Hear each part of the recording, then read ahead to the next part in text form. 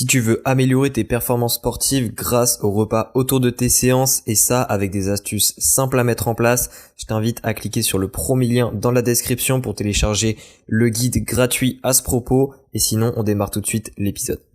Et salut à toi, bienvenue dans ce nouvel épisode du podcast Nourris ta santé. Aujourd'hui on va parler de la vitamine C puisque j'en ai déjà parlé dans d'autres épisodes mais je n'en ai pas parlé de manière précise et ça me paraissait intéressant de faire à la fois un épisode sur un petit peu les fonctions de la vitamine C et également de faire un épisode sur comment avoir de bons taux de vitamine C. Alors, je vais pas parler de la supplémentation, je pense, mais si tu veux que j'en parle, n'hésite pas à m'envoyer un message, comme ça je pourrai faire un épisode dessus. Et justement, dans ce premier épisode, on va parler des rôles de la vitamine C.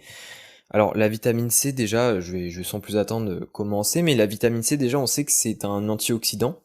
Et plus exactement un antioxydant hydrosoluble, c'est-à-dire que contrairement par exemple à la vitamine E, c'est un antioxydant qui va agir dans le cytosol.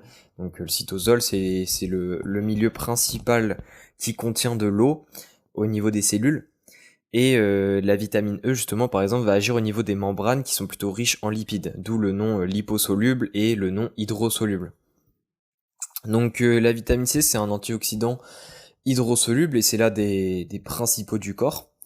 Et justement, ce rôle d'antioxydant, plus exactement, permet de lutter face à différentes molécules qu'on appelle généralement les ROS, donc qu'on appelle généralement les radicaux libres, qui sont dans le corps et qui, en excès, donc à savoir qu'ils sont produits de manière naturelle avec notre métabolisme, etc., qui, en excès, posent des problèmes et notamment peuvent mener à des maladies à long terme. Donc, en d'autres termes, on pourrait dire que la vitamine C, c'est un petit peu un bouclier, c'est un peu un gardien dans le corps. Et c'est vraiment ça son principal rôle. Mais après, plus précisément, ce rôle d'antioxydant va justement avoir d'autres implications dans le corps et va mener à d'autres bénéfices. C'est-à-dire que dire qu'une vitamine a un rôle antioxydant ou dire que la vitamine C a un rôle antioxydant, c'est vrai. Mais ce qu'il faut comprendre, c'est que ce rôle antioxydant-là va mener à d'autres bénéfices qui, on va dire, nous parlent beaucoup plus. Donc déjà, il y a un autre rôle, c'est que ça a un rôle dans la santé nerveuse, puisque la vitamine C, puisque c'est un antioxydant et que cette vitamine est en mesure d'agir au niveau du système nerveux, eh bien ça va permettre d'éviter qu'il y ait des dégâts, etc. dans notre système nerveux qui est évidemment un système très très fragile, hein, c'est-à-dire que c'est tout ce qui est notre cerveau, etc. c'est généralement un organe qu'on veut protéger le plus possible et justement ça rend la vitamine C intéressante pour ça. Alors la vitamine C, en dehors de ce rôle protecteur au niveau du cerveau, a aussi un autre rôle lié à tout ce qui est neurotransmetteur, à tout ce qui est catécholamine notamment, donc tout ce qui est dopamine, noradrénaline, etc. Puisque la vitamine C justement elle intervient dans la production des catécholamines, comme justement la dopamine et la noradrénaline, puisque elle agit en tant que cofacteur au niveau des différentes enzymes qui interviennent dans leur synthèse. Et c'est pour ça que la vitamine C n'est pas seulement un bouclier au niveau du cerveau, mais également un des agents, on pourrait dire, qui intervient dans la production des molécules pour le bien-être de la santé nerveuse. Au niveau des autres rôles, alors il y a également un rôle au niveau de la cicatrisation des tissus pour la vitamine C. Donc la vitamine C, encore une fois ici, agit en tant que cofacteur et pas forcément en tant que protecteur, on pourrait dire. Et c'est notamment au niveau du collagène, c'est-à-dire que le collagène, c'est quelque chose qui est de plus en plus connu en nutrition.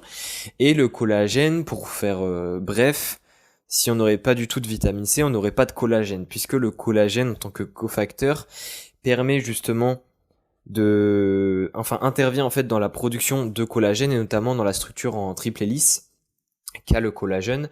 En d'autres termes, si on n'avait pas de vitamine C, en fait, le collagène ne pourrait pas se structurer normalement et puisqu'il ne se structurerait pas normalement, il ne pourrait pas fonctionner correctement, c'est-à-dire il ne pourrait pas se former au niveau des tissus de la bonne manière et ça n'aurait pas les caractéristiques qu'a le collagène. Donc ça c'est aussi un point important à comprendre et c'est pour ça que la vitamine C généralement, c'est pas rare de voir des pommades, des crèmes, des choses comme ça qui contiennent à la fois de la vitamine E qui a aussi parfois des rôles assez similaires au niveau de ça et la vitamine C parce que on a tendance à dire que Cette vitamine permet d'améliorer la cicatrisation au niveau des tissus. Au niveau du système immunitaire, c'est pareil, la vitamine C a un rôle d'antioxydant et évidemment ça permet de protéger les cellules, et la vitamine C a également pas mal d'interactions avec les cellules du système immunitaire comme les lymphocytes T par exemple, et ça permet de renforcer le système immunitaire de manière générale. Donc ça c'est évidemment un point important.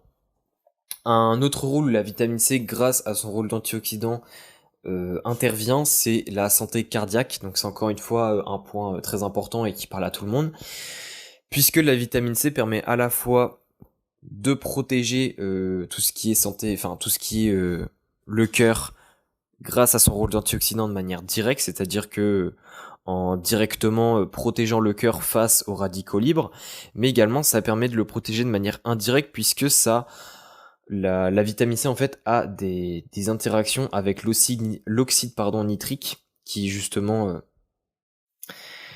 qui évite en fait la toxicité de certaines cytokines pro-inflammatoires et d'autres molécules qu'on pourrait dire d'adhésives au niveau du système cardiovasculaire.